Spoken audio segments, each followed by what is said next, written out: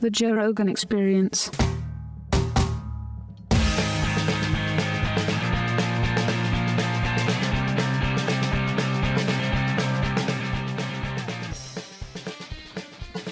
Brothers and sisters, lovers and children, Brian Redban and Eddie Bravo are in the building.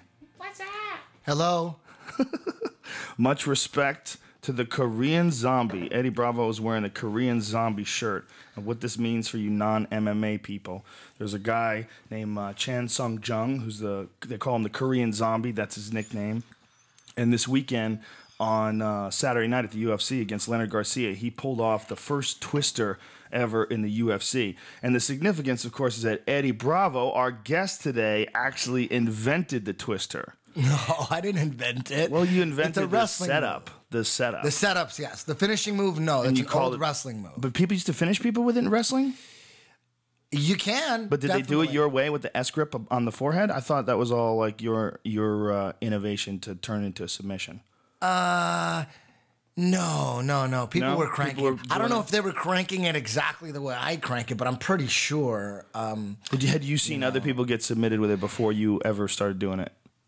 We would in high school. I wrestled a couple years, and I wrestled in Santa Ana High. And in ninth grade, a guy named Jesse Barrios and another guy, his buddy is the one who showed me. I can't remember his name. I couldn't even remember it for my book, but Jesse Barrios is his friend.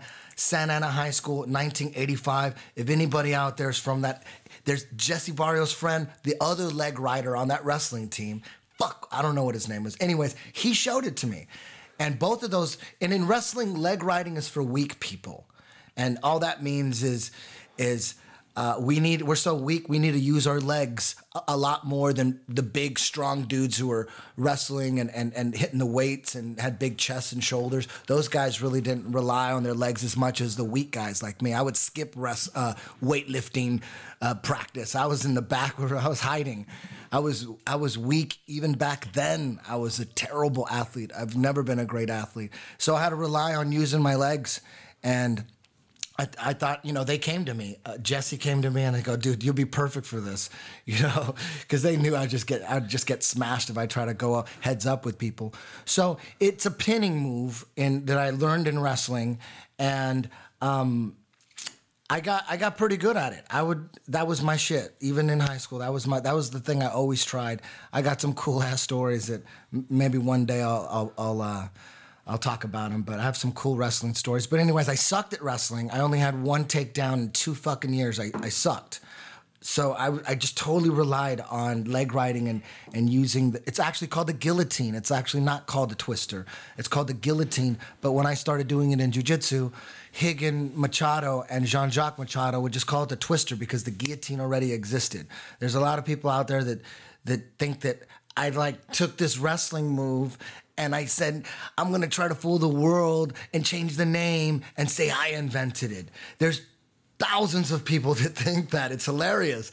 In my books from day one, it was okay, the guillotine. But hold on a second. You're being a little bit modest because you invented all these setups and turned it into a very high percentage finish. Yes, you invented a lot of setups from a lot of different places. Yes. Where it became, none of that stuff existed. But this is the transition. So I ended up quitting wrestling. The work ethic you need to be a good wrestler is something that is just not in my body chemistry. I was not made to work really hard physically. I hated regular jobs. I knew that's why it was all about rock stardom or playing football. I just wanted to be like a famous dude who just played for a living and got paid and was a fucking adored by everybody. That's what I wanted. I didn't want to work. I hated work. Of course. Who doesn't want that? Oh my God. Work actually killed me inside. So it drove my artistic side. So once I realized that Mexicans don't play football, I'm like, oh my God, I was in ninth grade and I was the slowest motherfucker out there. And that was it, I had these dreams of playing football or making it in music. The football was crushed in ninth grade. Once everyone starts growing, you know what? Junior All-American and Pee Wee football, that's fucked up. I played defensive lineman and middle linebacker in football. I actually thought I was going to be a defensive lineman and a middle linebacker because when you're 8 and you're 9, everyone's the same size. And, you know, there's some brainwash going on there. I really thought I was going to be a football player. I really thought I was until 9th grade. Shit. Oh, man, when I was in 6th grade, I was supposed to make the football team because in my neighborhood, I was a pretty good football player around Mexicans from like a really poor neighborhood. I was pretty badass. But when you go to school, when I went to 6th grade and in junior All-American, football, Pee-wee football, I was pretty good. But once people start growing and start changing in 6th grade, I went to 6th grade and I didn't make the football team. They cut me. I was supposed to be the football star from I was so embarrassing, but it was flag football. It wasn't tackle. So in my head, I'm like, wait till 9th grade when I get to high school. I'm going to play some tackle. I'm going to show you what the fuck's going on. So that's what I was thinking. I go, fuck this year. Fuck 6th grade. So 7th grade, I transferred myself to a school far away that I only went to because there's another story. There's more stories where I was driven away from my junior high school. So I went to another school. I tried out for the football team in the 7th grade. I got cut again, but it was flag football. But I was so embarrassed that I told my friends growing up, all my kids, I told them that, yeah, I made the team, 2nd string quarterback.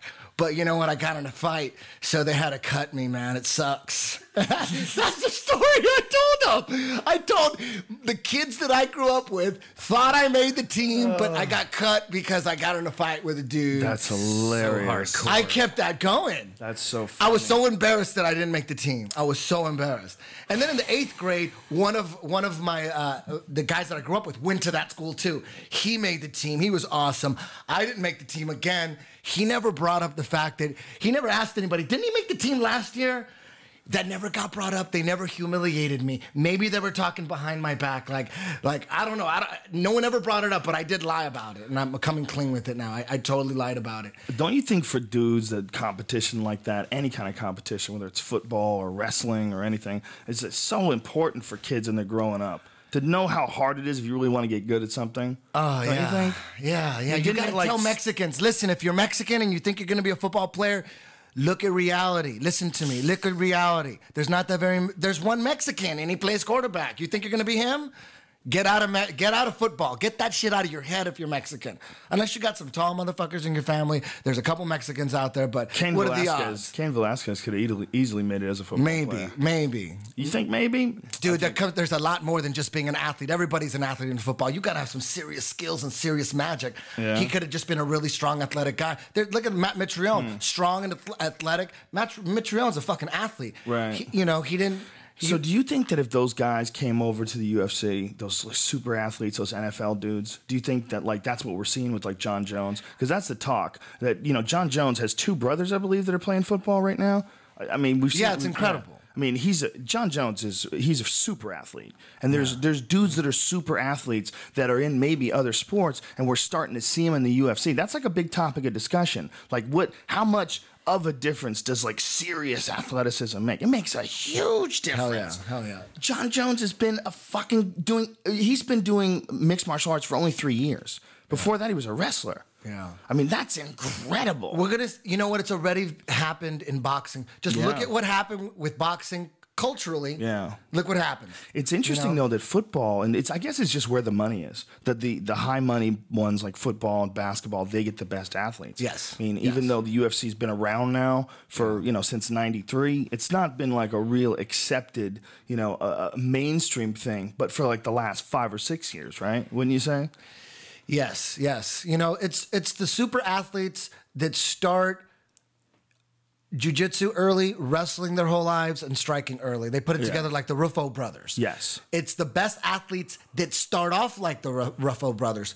I mean, it's some people can start off with jiu-jitsu and wrestling and striking early and achieve so much physically from it, but still they weren't born with the athleticism. You know what I mean? You got to be a natural. It's got to all come together. You got to have all the pieces together to make it in the big sports that we see today. I mean, you can't start playing football when you're 22 and make the NFL. If you do, it may have happened once or twice. Some African guy, I don't know. It may have happened. Why you know African? What I mean? one of them Mutombo Makembe guys that started playing basketball for 18 months and he's in the NBA. You know what I'm saying? Every now and then you get those freaks. Yeah. But generally, 98% of the time, look at what's going on with all the sports. Did they just go and find that dude and say, "Hey, you want to play basketball?" I don't even know. I'm just making it up. How weird It's would that be? one of those dudes, I'm sure. Manute Bol, Akumbi Mutombo. I can't even say his name, but one of those dudes, I'm sure, started playing basketball late. Do you imagine what it must be like living like Manute Bol? It's like you're living in doll houses everywhere. Everywhere you go, they're doll houses. Everyone's building is built for dolls. You have to hunch everywhere you go. At what That height? must be? Naturally for girls, taller guys, naturally, the taller you are, the more attractive you are. Naturally. But exactly what size, 6'8", 6'7", does it become a turnoff to girls? Because there must be a turnoff point. Or are they turned on by guys that are 7'3"? Does a girl look at a guy 7'3" and is totally attracted to him? He's 7'3", he's so rare, I love him so much. Or is it like, that's too tall. I don't like him that tall. It's ridiculous. Yeah. You know what I mean? What is it? Well, they would also worry, I think, evolutionarily about that. Is this real? Is that a real word? About the baby getting too big inside of them and get stuck coming out of their pussy and just blow it all out. If you got a 7'3" dude, imagine how big his fucking babies are. If it's half his baby, you got a 15, 20-pound baby inside you, hooker. How You about know that? what? I will say this, though. I am not attracted to... Does it work like that? I'm not attracted to real tall chicks. I'm just... Yeah. And especially when they get fucking ridiculous. If a girl's 6'1", usually they gotta have really pretty faces, and usually their bodies start to get out of whack. You know what I mean? It's just like... But I have looked at big, tall ass chicks, and when you see them in public, the thoughts will race through my mind like, damn, that'd be nice just to pump a load into her and see what my boy would turn out like. You know what I mean? How proud would I be of that fucking kid? You know what I mean? He's 6'3" and that's my son? Can you imagine? He's 5'5" and that's my son and he's beating ass? Todd Duffy looking dude. Oh, that's my son? That'd be cool, dude. How cool would that be? Can you imagine that's what you look for in a girl? That's how you hunt Who cares a what girl? she looks You know like? what I mean? Just give me a we son. can't keep on two conversations at the same time. Can you imagine that's how you found girls? That's like how you went to go date girls, just by looking at them as a mother to a child, like a super athlete. Like you only wanted that's to what date. that dude who Zulu. Remember Zulu, the guy who fought Hickson Gracie? Yeah. He has this story about the way he described it was a large negress, and that he knew that she would make great babies for him. So he found her, and he described like what he did, like how he shot loads into her to make a boy. That he knew that the way he was doing it was definitely to make a boy. Like he had some method. And then Zulu came out. Dude, I would pay 50 It's a great bucks. story. I would pay 50 bucks right now if you said I got the DVD, the documentary of that. I would go, I'll give you 50 bucks for that. I would even go 75 bucks, but I'd go, that's a lot, but god damn it, I'll still pay for it. That's an awesome story. You imagine how much of a pain in the ass it must be if you're a kid and your dad was some fighter and you're supposed to be a fighter too. You're like, god damn, really? I can't just have fun? I can't just go hang out. No, I gotta go in a fight. Oh shit! Or like any Zulu, profession. like his son didn't really seem like he wanted to be doing that, right? You know, I mean, it's almost like, I mean, you almost have to if your dad is Zulu. You know, your dad is this famous guy who got in a bare knuckle cage fight with fucking Hickson Gracie back in the day. I mean, maybe he wasn't into it, and he kind of got just like, you know what? I don't want to work a regular job. I got a name. I can actually fight.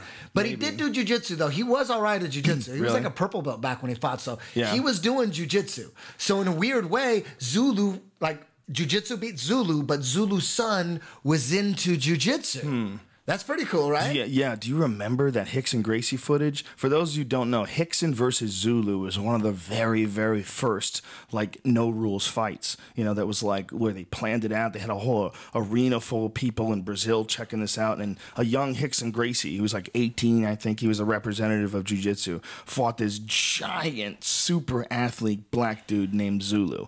And this guy's just yoked. He just slamming him, and Hickson eventually gets his back and strangles him. And it's one of those all-time great videos where people watch it, like jiu-jitsu guys back in the day. It was like, this is proof, man. This is proof. Like, look, if you get good at jiu-jitsu, you can overcome a guy like this. Like, and he's only 18. It was like a big fucking deal. And the footage is so bad, but it looks cool. It's like 50th generation. Yeah. All that footage. It's dudes Yeah. taping it off VHS. Somehow it got the DVD and then a copy. And it already started off as terrible footage. Yeah. Now it's like silhouetted kind of. It's like a yellow and black and orange type Yeah. thing. But it's classic. One of the coolest things that I ever got out of being famous was I got to have dinner with Hickson. That to me was one of the coolest things ever. Oh, man. I had dinner with Hickson, and then we went over his house and we watched fights, and he broke down what dudes were doing wrong.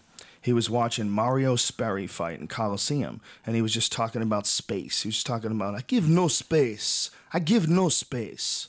He was talking about, so, like, such an intense dude, you know, like he was talking about, you know, like his philosophy on jiu-jitsu. Very simple. We start at 0, and from 0, we're going to 1, and we're not going back to 0. And then from 1, we're going to 2, from 2 to 3 to checkmate. That's where we're going to go.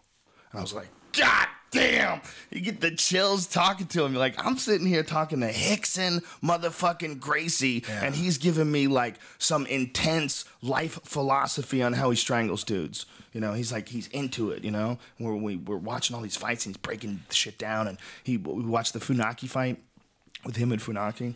Those Hickson fights, man, God, I wish there were more of them. So annoying, man. So annoying that you don't get to see the best supposed representative ever of jiu-jitsu at the time fighting those guys, you know, fighting all Mark Coleman's and, you know, all the fucking guys that everyone was scared of, Mark Kerr and all that shit. How fascinating would that have been, man? Yeah. Fuck, that would have been awesome.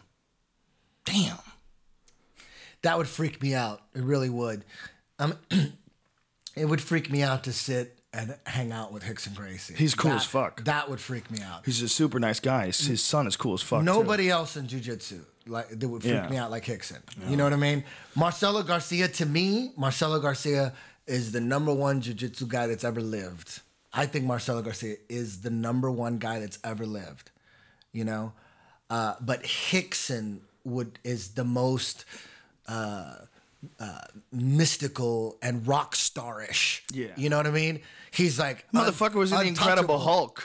You know what I mean? You saw the Incredible Hulk with Ed Norton when Ed Norton is learning how to calm and control himself. Hickson Gracie slapping him in the face. That's the man. Yeah. I would freak out if like me and Hickson were just sitting there talking to jiu-jitsu. I mean, it's not out of the question. That might happen in the future. Yeah, for sure. And it might not. I would love it. That would be a fucking dream of mine to hang out and talk jiu-jitsu and break shit down to the core. For the people who don't know the history, Eddie Bravo tapped Hickson's brother, Hoyler, in Abu Dhabi in 2003 in this giant upset when Eddie was a brown belt. And he caught him with a triangle. So there's perceived animosity sometimes because of that. But there's none exists. You've never been anything but respectful of any of those guys. You know, it's just... I know that they were trying to do some sort of a rematch with you and Hoyler, but I guess that was badly organized. What happened is a promoter called or emailed me last